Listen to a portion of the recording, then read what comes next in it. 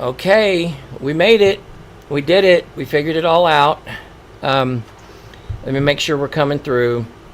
Welcome to our live event from chaos to peace. We're going to get into some really interesting things tonight. Let me check. We were having some streaming problems yesterday, and we really appreciate you guys hanging in there with us. I've got to look behind me to check the thing. We should be on. Are we not showing up yet? Still? We're still not showing up? Well, let's try this.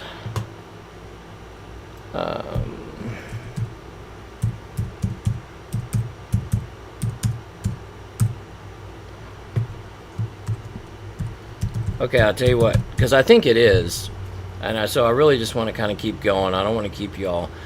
This live event tonight is really for families of addiction, but you don't have to be a family of addiction. We all know somebody in our lives that, whether it's substance abuse or gambling problems or just behavioral problems, and we've tried to help them, and to no avail, right? We've helped them maybe make a rent payment, or we've helped them make a car payment, or we've covered for them. We've will you click yes, thank you.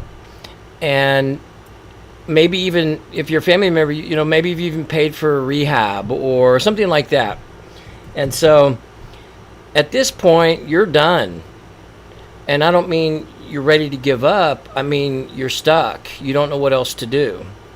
And what happens is, we've all been there. We've all been, and that's the position that we're coming from. We've been in that position. In fact, I've been on all sides of this whole topic, but which is why we've got so much to offer, so much to bring to the table. Okay, so welcome. I think we pulled it off. We had some problems yesterday with our streaming, and we really appreciate you guys being patient and hanging in there with us. I'm still kind of working on some kinks. I don't have an engineer. And this isn't really my wheelhouse, but we're going to do the best we can do to get you guys some pretty amazing information tonight. So again, thank you for tuning in. This is specific to family members of someone dealing with substance abuse, be it drugs, alcohol. You don't have to be a full-blown alcoholic or an addict. There are plenty of people in the world that we wouldn't necessarily put in the addiction column, but for whatever reason, life has gotten very difficult. They're having a really hard time coping, and so drinking and drugging has become a pretty big deal. And so it's destroying their life. But here's the important thing, is the solution is the same. So it really doesn't matter what label you want to put on it, how you want to identify.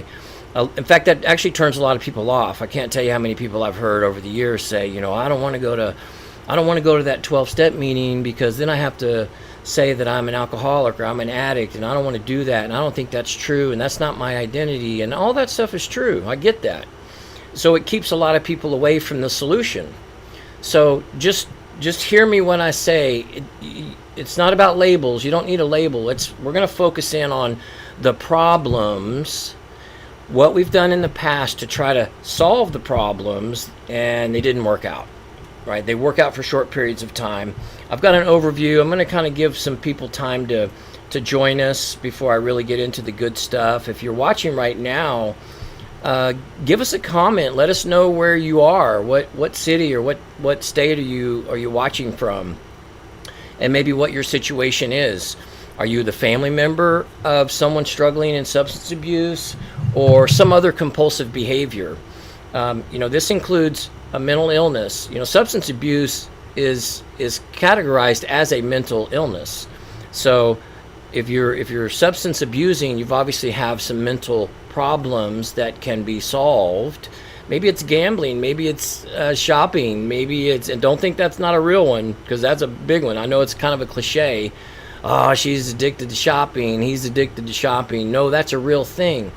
Anything that involves compulsive behavior that becomes self-destructive is technically an addiction, right? And so we can do it with, well, heck, we do it with social media. We do it doom scrolling. We're just going. We can all get caught up in that, I know. But is it destroying your life? Are you starting to blow entire paychecks on your... Sorry, I'm trying to multitask because I really want to stay in here with you guys. Are you hang on there? Are you spending your paycheck on your compulsive behaviors? You might want to take a look at it. So, hang on, let me get out of here. Let's get right into it. Okay, so, and thank you guys for hanging in there that are still with us. So let's start with the first one, our overview, and this is what we're going to get into tonight. I'm going to challenge some of your false beliefs, maybe all of them, that just in general we all tend to have when it comes to addiction and recovery. And that's why I say this is really specifically targeted for family members or close friends who have already been in this cycle for a while. You've got a loved one, and it could be an adult child, it could be a teenage child, maybe it's a parent, maybe it's a sibling, maybe it's a spouse, and they are just caught up in this endless cycle of drinking, using, the savings is being depleted, they're taking out secret loans, whatever it is. And you've tried all that you can try. You've suggested meetings, and you've maybe been involved in some rehabs. You've tried begging, you've tried negotiating, you've tried bargaining, you've tried moving, you've tried all of these things. If we can just get them back to work and get their car fixed, then they should be okay, right? That's a classic false belief. But we're going to challenge some of these tonight. I'm going to talk about why rescuing them doesn't work and what does, how addiction has rewired the brain. And remember, when I'm talking about addiction, I'm just talking about all compulsive behaviors. It's the compulsivity that rewires the brain. Trauma rewires the brain. I'm going to touch on trauma just a little bit because trauma is very misunderstood on how it impacts us. And so it's easy to say, I've never seen my best friend get run over by a bus, so I don't have any trauma. I had a perfect childhood, perfect this, perfect that. There's nothing to see in my life. But what people think of when we talk about trauma is they think of the situation. And so we look back into our past and we go, no, I've never really had any dramatic situations, therefore I don't have trauma. But that's just simply not true. And that's why we develop all these compulsive behaviors, because they are escapes. They're emotional relief. They give us emotional relief in that moment, in that particular experience. Trauma is about our perception of our experience. It's not about the experience. That's why it's different for everybody. You can have two people experience the same situation. Just take siblings growing up in a household. They're pretty much exposed to the same environment, but one of them really struggles with life as they get older, and another one just, life comes easy. They do this, they do that, they do this. They don't seem to have any emotional issues, mental issues, behavioral issues. Life just seems normal, and yet they grew up in the same environment. How does that happen? It happens based on our perspective of what we think is happening. So when you have in a situation, I said I wasn't going to get too much into it, but we're already here, so let me finish this thought. When you're having an experience that you could be perceiving or interpreting the meaning of that puts you in a negative light. For example, something doesn't work out the way you were hoping it would work out. And you think the reason is because you're not good enough.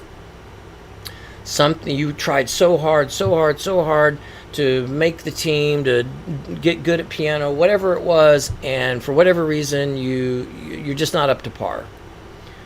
Wow, man. And who hasn't had that experience?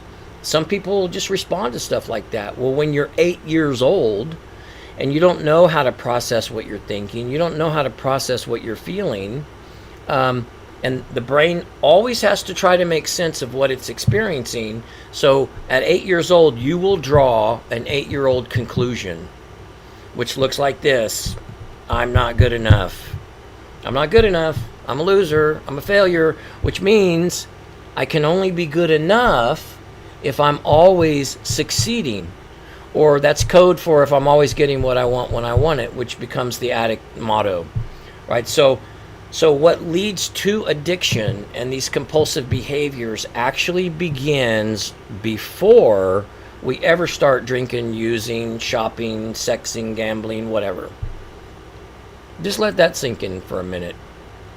We don't, there's an adage, I love it. We don't really have a drinking problem. We have a thinking problem. Now I'm not discounting the significance of the genetics of addiction, but there are plenty of people in the world who also have those same genetics, but they never get turned on. Think about that one. So it does require some other factors. Can be environmental, it can be mental, it could be a cognition. It's the way we're interpreting our experience.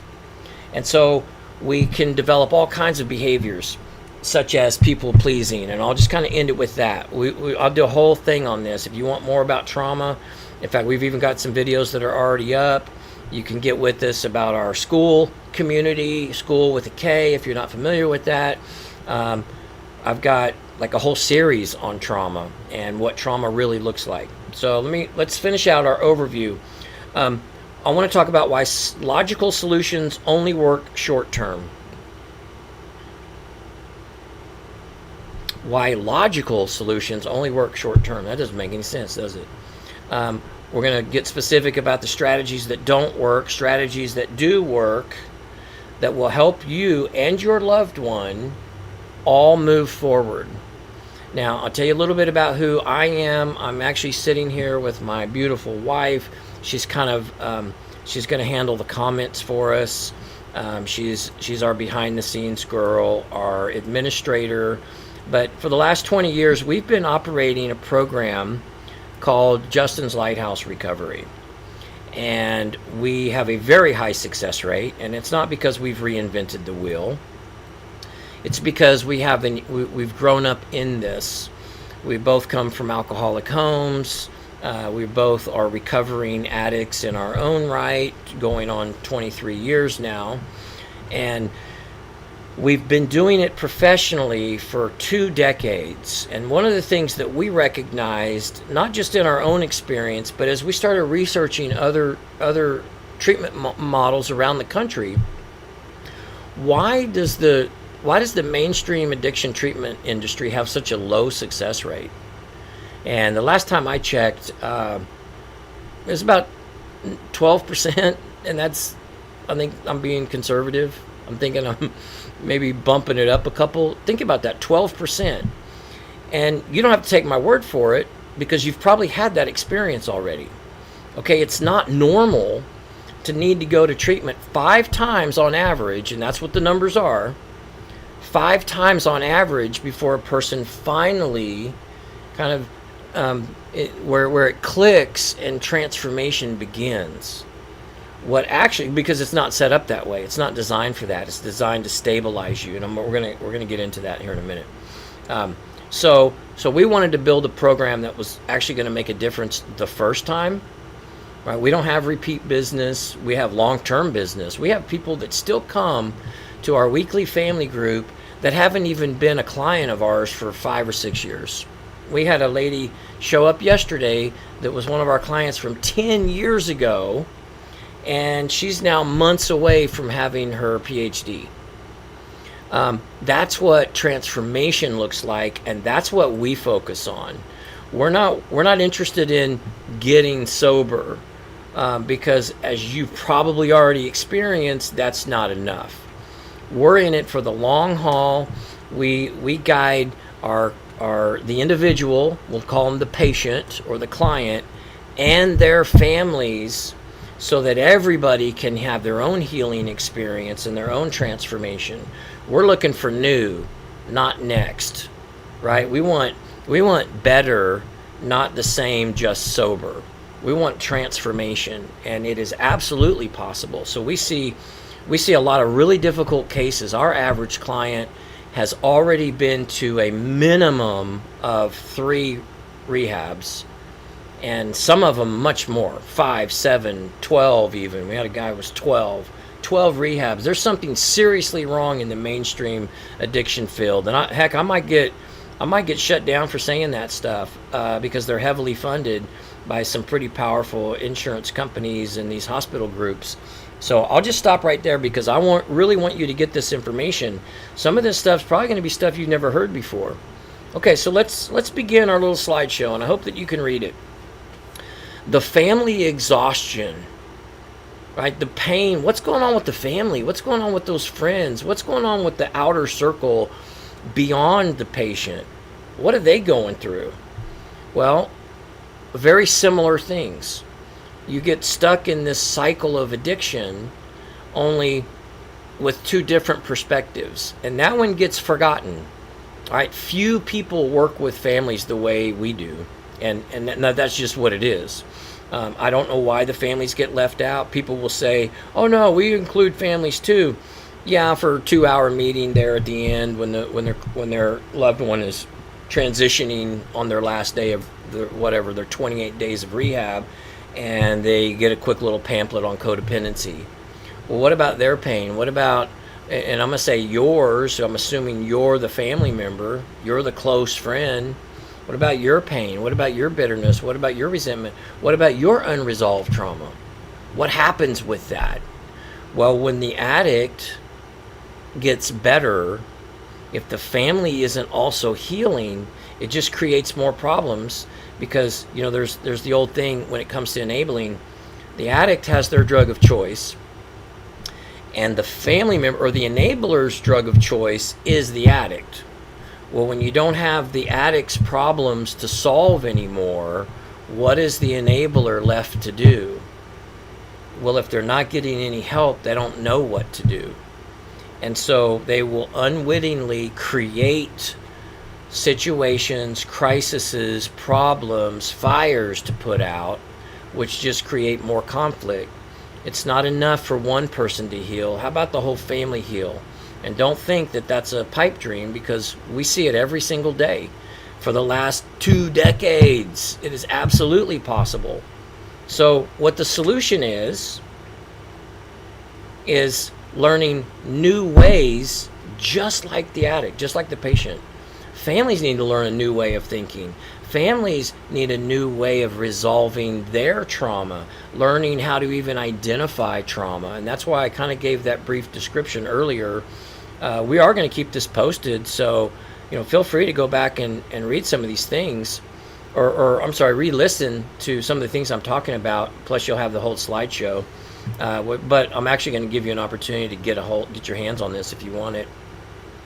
These are just know generally, so what's the solution when it comes to families? Families need to be committed to the most insane thing in the world for families to think is, I'm not the one with the problem. If old Johnny or old Susie, or whoever our loved one is, if they would just get better, then we could go back to normal. I don't know that that's a good idea. And that's not what happens. What happens is because everybody in the family is sick. Everybody's dealing with stuff. You just don't know it because the spotlight has been on the addict for so long. But everybody's got their defects. Everybody's got their pain. Everybody's got their unresolved, unspoken issues. The environment wasn't ever normal, right? All families have their issues. And so if one person has escalated into full-blown addiction, alcoholism, gambling, sexing, whatever, these self-destructive compulsions, it is wise for everyone to take this opportunity and regroup and reset and learn some new things. And when the families adopt that mindset, and we see it, like I said, we see it every day, They're out there. I think it's more often than not. Then everybody gets to heal, and then moving forward, you're gonna have a completely different life. Everybody, you have a completely different family dynamic. That's why it's so critical. Okay, I meant to put quotation marks on the top of this. It is not the family's fault. That's a false belief. Okay, so I meant to put quotation marks, like, that's something that as family members we can think, especially as parents. Your 25-year-old son, or your 40-year-old whatever, tries to get sober a little bit, does short periods of success followed by more failure, and eventually parents start going, man, it must be something we've done. We've screwed their life up. It's my fault. But that's a lie. It's not your fault. It is not the family's fault that one of the family members is stuck in their dysfunction, any more than it's the family's fault that someone in the family got cancer or developed diabetes or whatever. Now, is there genetics to it? Yes, there's genetics. So there might be some obvious situations where, grandpa was an alcoholic. Okay, so our adult child has the genes, but it's still not grandpa's fault. It's still not mom's fault. It's still not dad's fault. It's not sister's fault. It's not brother's fault. It is what it is. And if we can start with that and then be willing to learn about addiction, that's when real change begins to take place with everybody. That's what healing looks like. And like it says on the slide, families aren't taught about addiction. My family wasn't taught about addiction. And I lost 3 people. 3 men in my family all succumbed to the disease of alcoholism addiction. My father was an alcoholic, and it killed him. I had a stepfather who was an alcoholic, and it killed him. He died young. And I had a younger brother named Justin. That's why the name of our program is called Justin's Lighthouse. He died at the age of 29 from an accidental opioid overdose right at the beginning of this whole opioid crisis. Having graduated a 30-day short-term clinical treatment program, like literally, like 2 weeks before that. And we said, what? That doesn't make any sense. You guys said he was good to go home, and now he's dead. And so that's what started this whole ball running. And what we discovered is short-term traditional clinical treatment programs aren't designed to change you. They're not designed to affect change. Okay, obviously nobody can change us. Not a person, not a program, but there are very specific strategies that we can implement that will lead a person into change. It's not even possible in a 30-day period. Okay, I won't get started on my little soapbox again, but just know that if you don't already, but I bet you do. I bet you already know that because you've already experienced that, or you probably wouldn't be watching this video. Okay, so why logical ideas in the past haven't worked? They make sense. They're logical. They're reasonable. Let's and I've got a slide coming up that talks about some specific things, but we're dealing with a brain disorder. And so if we had a sibling or a family member or whatever that had asthma, my first thought would not be, you know what, let's just get his car fixed. I know what, we just need to take all the stress off of them. We're gonna get all your bills current. You can go ahead and move back in with us since you got evicted, and I'm gonna go ahead and take care of your legal fees, and let's take you clothes shopping so you can start job interviewing again. And in fact, you know what, let's just go get a brand new car. We would never think that way if a family member had asthma or diabetes or any other disease. But when it comes to addiction, any of these compulsive crazy behaviors, what we're seeing isn't what's actually happening. What we're seeing is really bad behavior and a whole lot of stress and anxiety. Now obviously that's happening, but that's the symptom. If bad behavior didn't characterize addiction, I think we would have tackled it in a long time ago in much stronger ways. But because it comes with so much bad behavior, it's easy to think and stress, well, if we just take all the stress away, then they'll be good. And so we do that. We, as family members, we spend years and years and years. I know my family did with my little brother. Years and years and years. One time my mom bought my little brother a brand new car, thinking, oh, now he won't have to worry about breaking down. Yeah, that'll make him want to stop using. But like I said, families aren't taught about addiction. We didn't know anything 30 years ago. We didn't know any of this stuff. But there's so much science now that, and especially as a professional, I can tell you, science leads the way. I know this is an overused term on the internet right now, but if we'll pay attention to the science, it becomes our blueprint, right? It's literally the roadmap. And most mainstream traditional treatment programs aren't really following that. But it's a hospital, but it's a clinic. They say things like evidence-based practices. Okay, well, let me throw one at you. We know that it takes, because of science, we know that it takes 12 to 18 months for the brain to heal as it comes off of drinking, using, whatever that compulsive behavior is. It's changing the brain in the exact same way. And that's why this whole phone addiction is so dangerous, because it involves eyes too. It's really doing some damage in the brain. Okay, but let's say, for example, they were using yesterday and now they're sober. Well, 12 to 18 months from that point, it takes for the brain to heal. Now, in that time, there are very specific, identifiable patterns that happen along that process. And so the first 30 days are very critical, and that's why really the best, most or short-term program can do is stabilize the person. And in that 30 days, they're up and down. Usually about 2 weeks in, they feel good. That's the time they call the pink cloud or the honeymoon period. This is when people start thinking, shoot, I'm good. Oh man, I don't even need the rest of this stuff. I'm good to go. And then there's another drop. And then in about 30 days, it's another peak. And then we send them home. We discharge them. But what happens next? A very dramatic drop. As the brain is trying to heal, it's trying to figure out whether that person is going to feed it any more junk.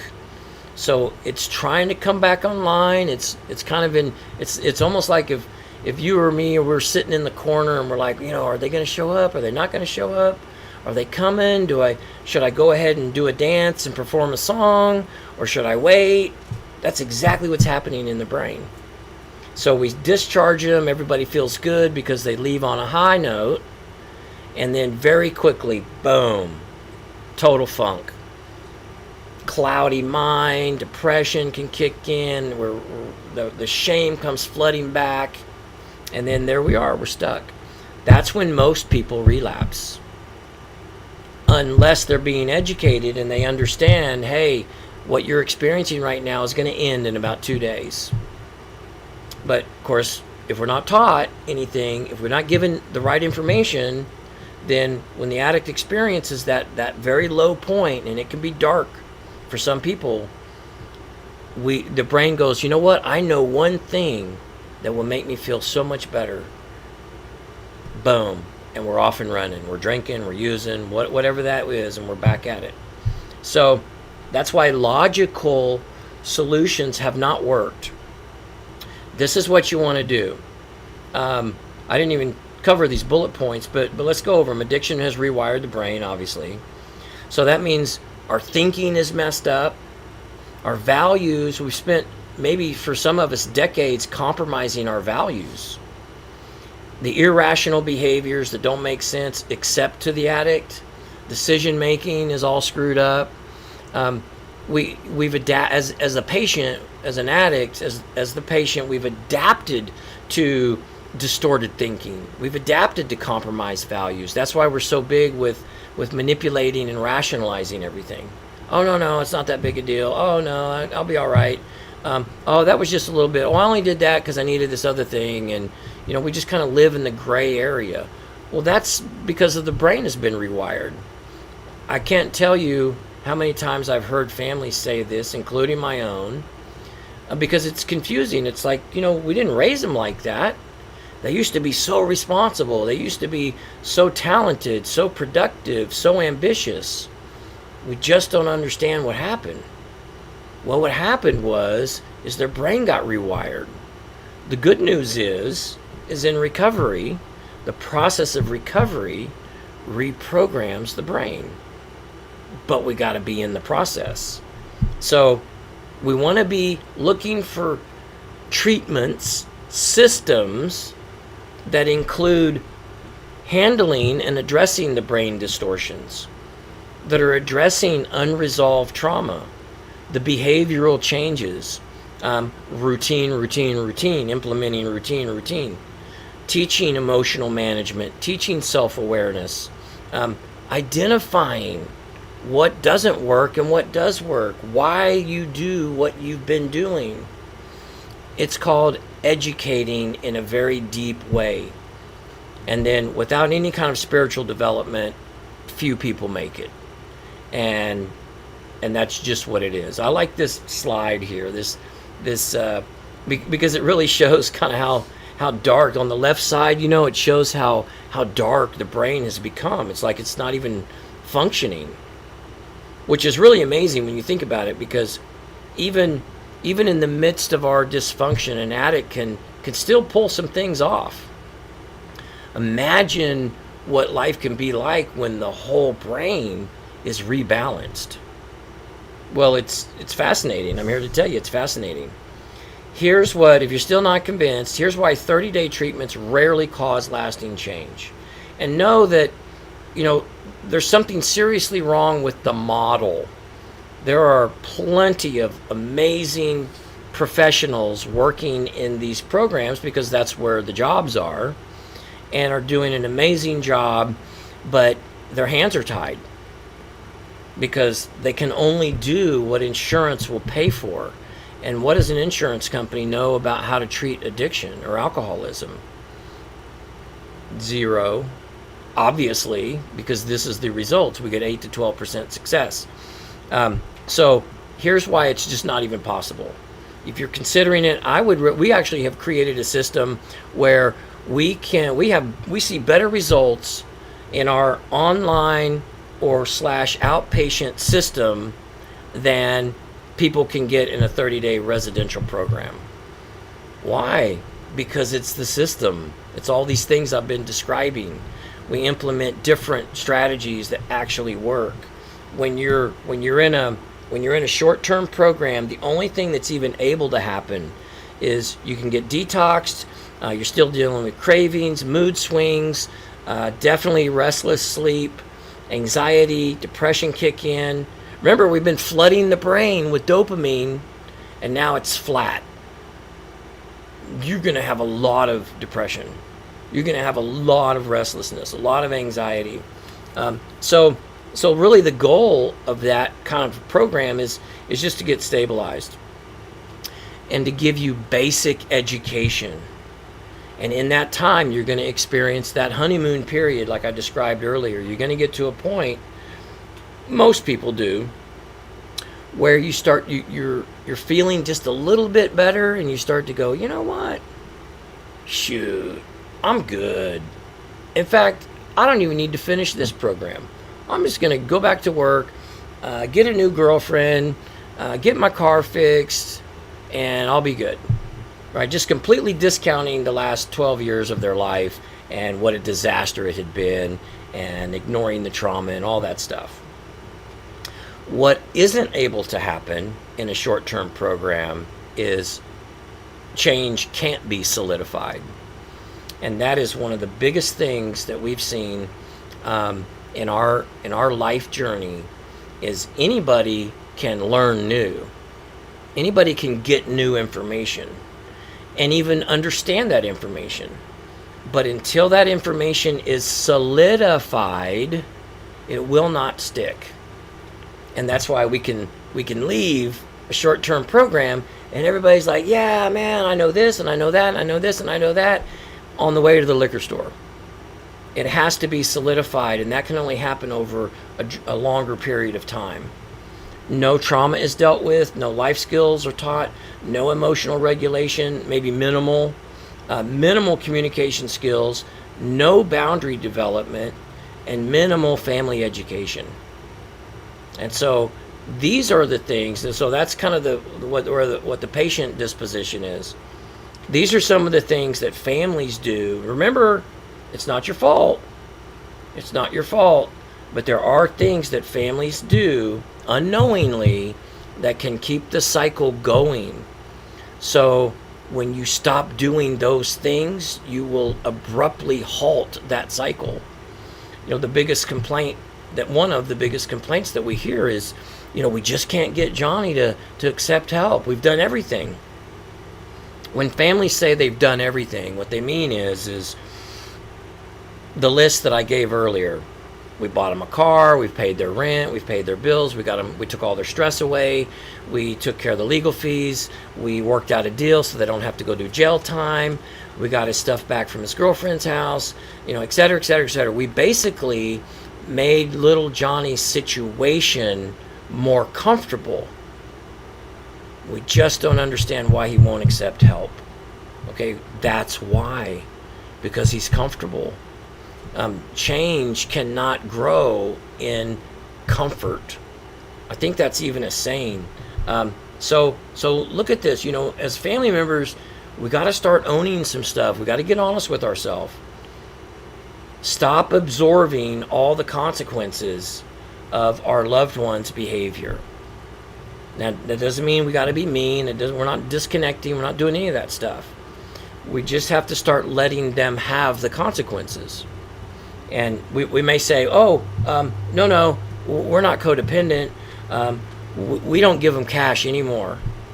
But we still pay for the lawyer, and we still pay for this, and we still send a check to the apartment complex, and we're still enabling them in a way that they don't need to get help. A person who needs help will not accept help until they recognize a need for help. So until they run out of options, of course they're not going to accept help any more than I did in my journey. As family members, we'll take them back to church. We'll immediately post bail. We'll pay all legal fees and fines. We'll get them current on all of their life bills. Pay the rent, pay 6 months rent in advance so they don't have to stress it. We'll give them cash, we'll fix the car, we'll buy a new car. What families focus on is helping them improve their situation without any demand for them to improve themselves. And that right there, what I just said, is the core of why the cycle never ends. Because we're focusing on the wrong thing. But remember, families aren't taught what the right thing is. Families are winging it. Families are operating out of love and loyalty and instinct. So all of those things that we do as family members make perfect sense for a rational brain. The addict does not have a rational brain. The addict has a very dramatically rewired brain. So if we will address them from that perspective, you will see change. But just like the patient, families, we got to be teachable. We got to be teachable. So here's one of the ways that we go about it as families. If you really want success, you've got to start with, you can't do it on your own. You already know that. You're never going to buy them into recovery. You're never going to fix them into recovery. You're never going to beg them or love them into recovery. It's not going to happen.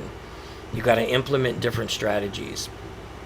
And then you will always find success. Is it immediate? Sometimes it is.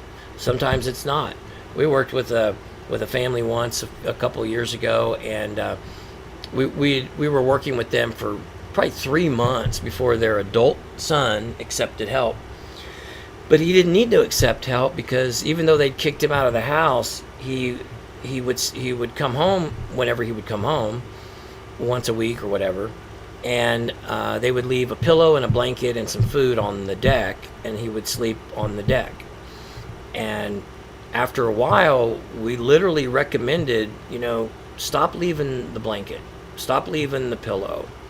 And it's crazy. Anyway, long story short, he literally ran out of options, and we ended up working with him. This guy is doing amazing now. I mean, it's crazy. He's been sober for a while, and he runs a very successful online business. And he's told me many times, he said, that was the turning point for me. He remembered coming home that one night, and there was no pillow, and I was mad. I was like, man, that's bull. And then he disappears for 7 more days, and he comes back, and there's no pillow or blanket. And then he got even more mad. And then we didn't recommend this one. The family did this one on their own. The boy came home, the young man came home, and there was nothing waiting for him. No water, no food, no nothing. And he said it was in that moment, even though, families, we can't understand that because we're thinking rationally. But the addict brain, in that moment, he knew the jig was up. It was done. He knew his family was done. And without any kind of support from them, that he was done too, because he wasn't going to be able to survive, and he knew that. And so that's one of those great dramatic stories. You may have one of those kind of stories, but it doesn't have to be that dramatic, because it's not about the situation. It's about the strategy. It's about the process, implementing very specific strategies that will bring your addict or your loved one to finally accept help. But when they accept help, it needs to be quality help. It needs to be a recovery system, and that's what this slide is. Feel free to take a screenshot of it. It needs to be a recovery system that's built around common sense, behavioral science, addiction science, and lived experience. 60 to 70% of the professionals working in this field right now have no personal experience in addiction, which is fine. But I can tell you, as a recovering addict myself, addicts don't want to talk to someone who hasn't been where they've been. Addicts will open up more, will be more vulnerable, will be more honest, will receive guidance a whole lot more when they're working with someone who's been where they've been. There used to be a time in the field where 98% of all professionals working in the field were all in recovery. It's just not the way anymore, because now you can go to college and you can get specific degrees for it, and that's fine. I'm all about that. And there's a lot of wonderful people out there. They don't mean to not understand the person, but when the professional is asking the addict, hey, you see what it's doing to your life, why don't you just quit? You've got a disconnected relationship right there, and some of you already know what I'm talking about. That's a real experience. I hear it over and over and over. Well, my last counselor kept asking me why I don't just quit, which all that does is just increase your shame, because you would quit if you could quit, right? If you knew how. So anyway, you guys know what I'm talking about. On the right hand side, let's see if there's anything worth talking about here. These are very specific cues. And yes, these are very important. I can barely see them on my screen, but you can probably see them. So you've already heard me say this a million times. When families change their strategies, the addict runs out of options. And I'm going to say 98% of the time accepts help. I've never seen it not work. It's common sense. But you have to recognize that how, as family members, how we're keeping them in it. Even though it doesn't make sense. It's like, man, they're living under a bridge. I can't believe they want to live under a bridge. That doesn't make any sense. Let's get them into an apartment, and then we'll go get them an apartment. And then we can't figure out why they keep using. Because we just got them an apartment. Life just got real comfortable. That's why recovery requires a complete transformation. or they'll just default right back to it. The thinking is screwed up. So the more families recognize that and address it that way, that's why you need help. You need some guidance. Addiction is a disease, and with right recovery systems can be healed. Now, I don't say that to let the patient off the hook any more than, if you had diabetes and you didn't take your medicine that day and you had an episode on the way to work and you crashed your car, yeah, you would get a lot of sympathy and you would get help, but you still got to deal with this crashed car, right? That you didn't take your medicine properly, and you still got to take some responsibility for it. Well, that's what addiction is all about. And so we have to deal with it that way. Getting sober is not enough. Sobriety is just the beginning. How many times have you thought, oh man, they finally quit drinking and using, we're good to go? No, not drinking and not using allows the journey to now begin. That's when the journey starts. That's not when it ends. Learning how to implement value for value relationships. So with a right recovery system, we don't disconnect, but we learn how to connect differently with boundaries. I have a saying that we teach all of our families, and it's a good guide to follow. Don't do for them what they should do for themselves, and that is relative. So so you have to judge that in an honest way. Okay, yes, we will help you make your car payment next month, but you really need to be going to those counseling sessions. Okay, in the past, we've made deals like that, but because the car payment is due tomorrow or they're going to repo the truck, we would go ahead and take care of the truck payment, and they would never show up at the counseling. Moving forward, it has to be reversed. Even though you'll get a temper tantrum, it's like, okay, we'll go ahead and we'll help you with that car payment, but you need to go to those counseling sessions.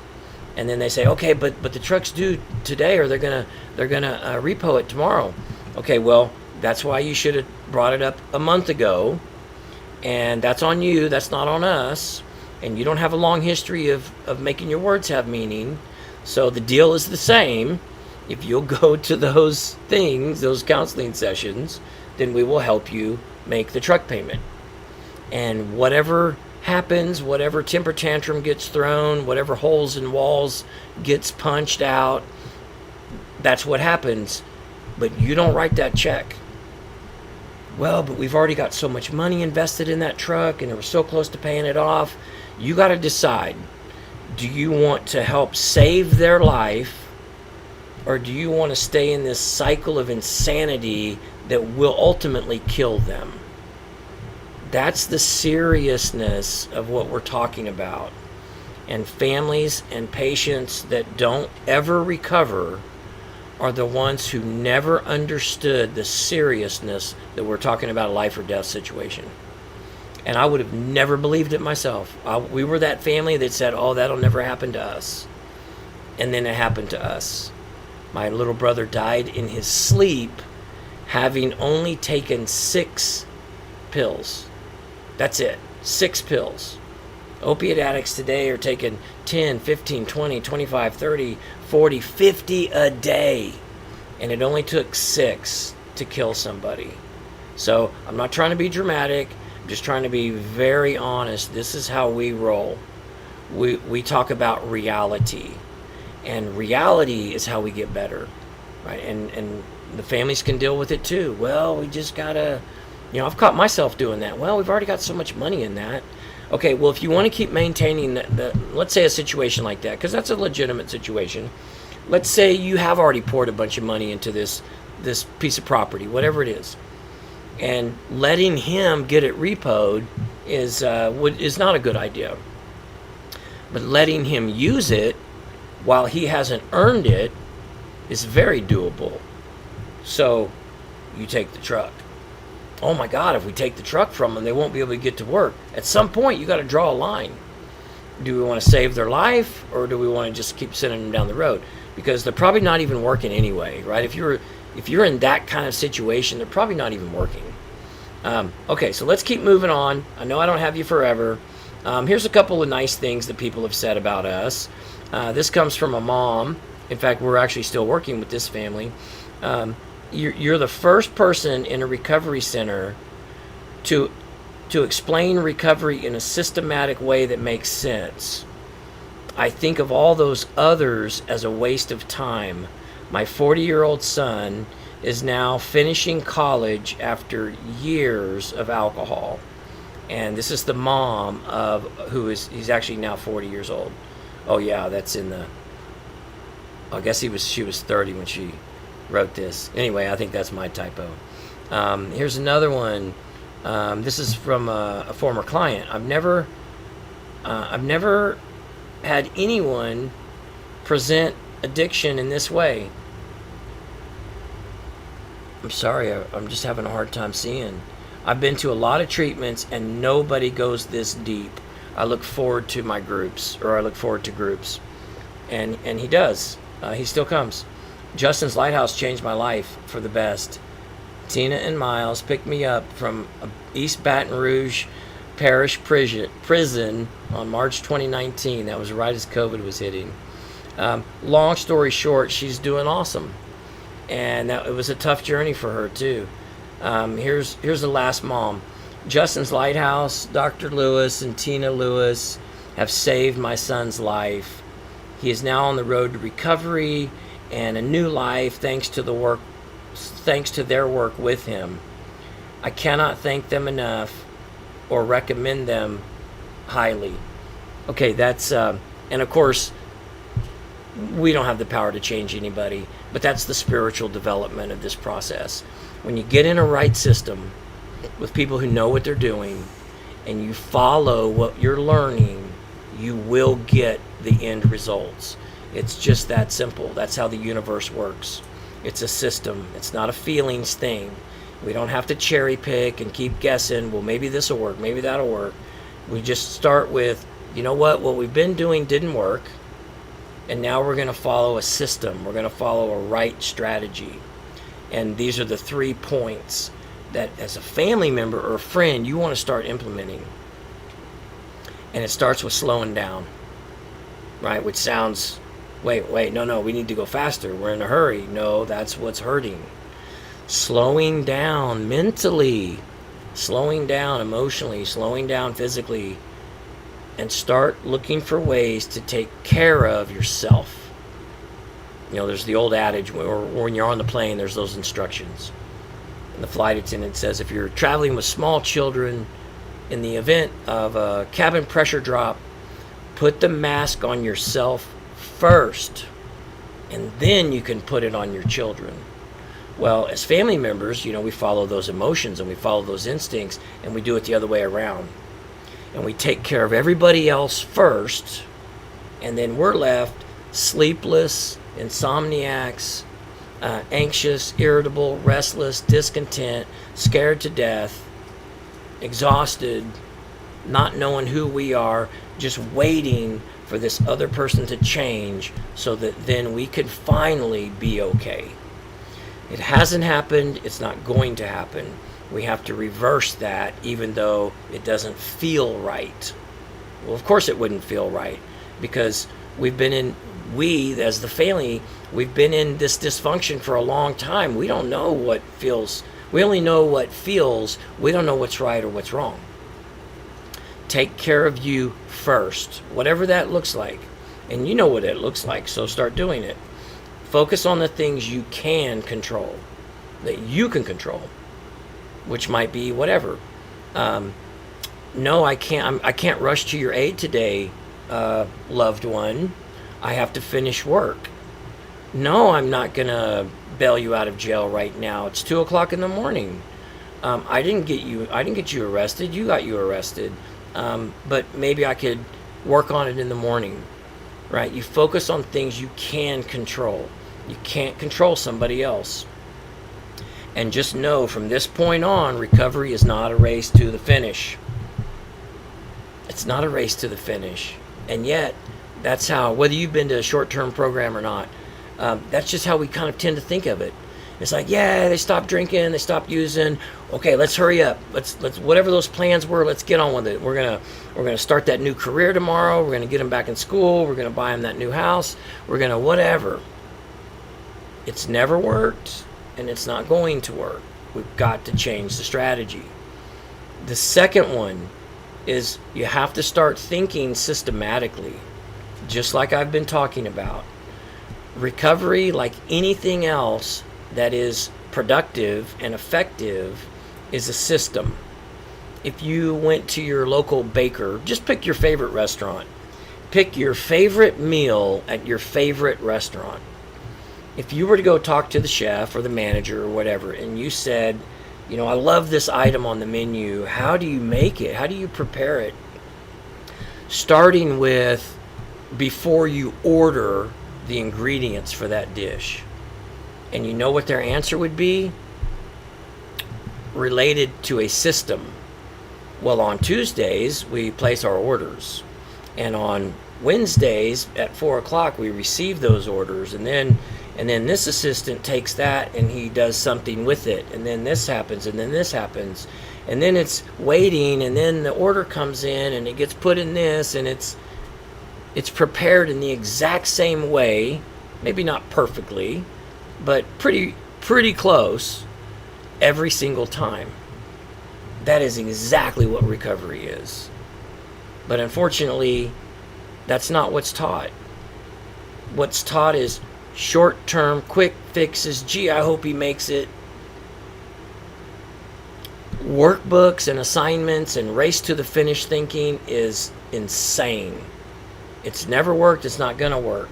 So start thinking systematically, as well as in your own relationship.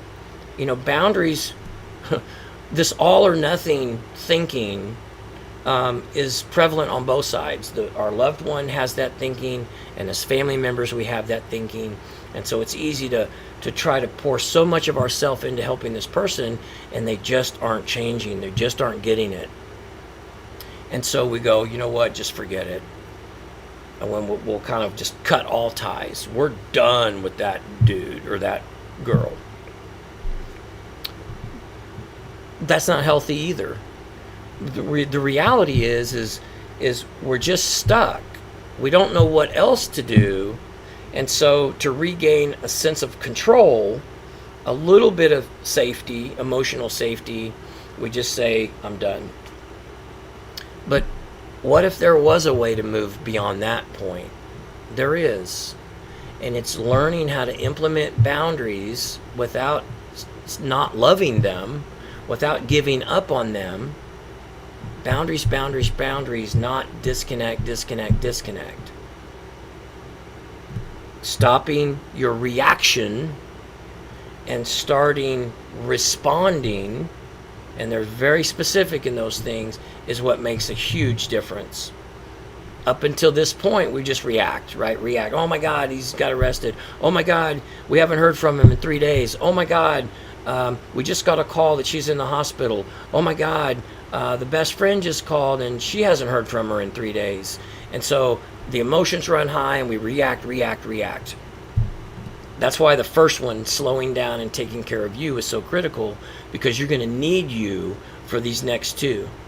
So we're slowing down, we're thinking systematically, and then the third one is to know the difference between help and relief.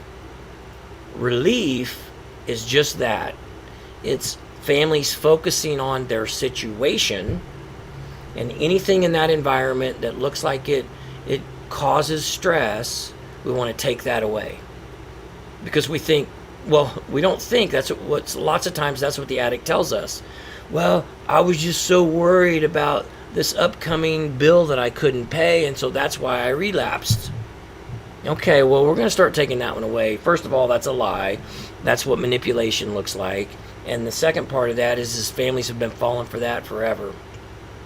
So we come in, we swoop in, we go, oh my gosh, let's take care of this bill, let's get that fixed, let's do this, let's do that, and we'll remove all the stress, and then they'll be good.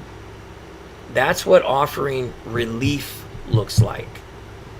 Offering help is with boundaries, guiding them towards change.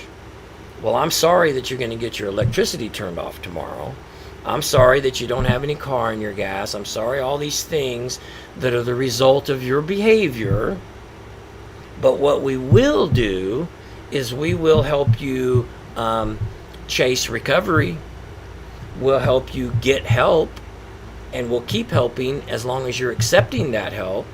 But if you're not doing that, sorry. But think about, especially mama bears out there, think about why we resist that, what I just said. Why do we resist that? Well, then they'll be homeless. Well, then they'll lose their car. They won't have a place to stay. Maybe they'll lose their job. They'll be uncomfortable. Remember what I said earlier.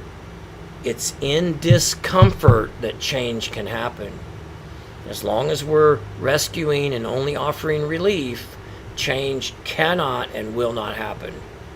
Family members have so much more power than they realize. But you got to be willing to learn what that looks like and how to use that power. Accountability, value for value. Yes, we will do this, but we expect you to do that, and you got to do your thing first, right? As long as the family's doing the thing first, and the addict has the option of doing theirs whenever, you'll get the same cycle. So, man, I've talked so long, and thank you guys for hanging in there with us. But I want to invite you right now. We've got a thing next week on Wednesday, Thursday, Friday. You want to talk about right systems? This is crazy. We have priced this thing at $27, and it's going to be a 3-day event, 2 hours each day, Wednesday, Thursday, Friday, where I'm going to break down. I mean, literally, we've got on here $7,500 value. It's even more than that. Our clients pay tens of thousands of dollars to learn what I'm going to teach you in this workshop next week. Wednesday, Thursday, Friday, 2 hours a day, and we're going to cover all of these things. Get registered. When you do register, at the very least, you're going to get a free $49 ebook called Breaking Free from Addiction, which will help you tremendously. It's just more information, which is what families need. We need right information, and we need a lot of it, but it won't matter if you don't follow it, right? Don't just gather literature, and this isn't clinical stuff. This is the real deal. This is the stuff that actually changes families, and we're a result of that, and we have solidified these principles. And like I said earlier, they're based on behavioral science, addiction science, common sense, and a lifetime. I've literally been in or around addiction my entire life. And I won't tell you how old I am. No, that's a girl thing. I'm 61. So I've literally grown up. I've spent, let's say, 55 years with addiction or recovery in my life. I've been to treatment. I've watched other people, my family members, go in and out of treatment. I've been to those family days. I've studied every single treatment modality possible in this country. I read their literature. I have my own educational background that lends tremendous amount to the addiction field, and I have my lived experience, which is invaluable. That's why we have a 90% success rate. And I'm going to tell you something. The reason we don't say 100 is because nobody would believe it. But the truth is when people follow our guidance, everybody wins. The only people who don't make it when they work with us are the people who just stop following our suggestions. But people follow our suggestions, the whole family changes. And so I'm going to begin that journey for you next week. Go to our link in bio and click on, I think it says 3-day workshop, $27. Get signed up for it. Get registered. We're probably going to keep it limited. I don't know the number yet, but you've got plenty of time. And at the very least, download the book. But if you don't show up, there's a saying: a fool pays for advice, but then doesn't take it. Start investing in right things and you will get right results. So I'm going to cut you guys loose. Go to our link in the bio, click that thing, the 3-day workshop, get signed up, and I will see you there. And in the meantime, if you need anything, all you got to do is reach out. Our phone number is literally on our social media. My personal email address is on our social media. And I may come to regret that, but that's how we operate. So if you want to talk to me or my wife, our administrator, that's who you'll talk to when you call. You'll talk to one of us directly. That's how we help families. And I want to thank you guys for hanging in there with us. I'm going to sign out and let y'all get back with your weekend. I'll see you next Wednesday, Thursday, and Friday.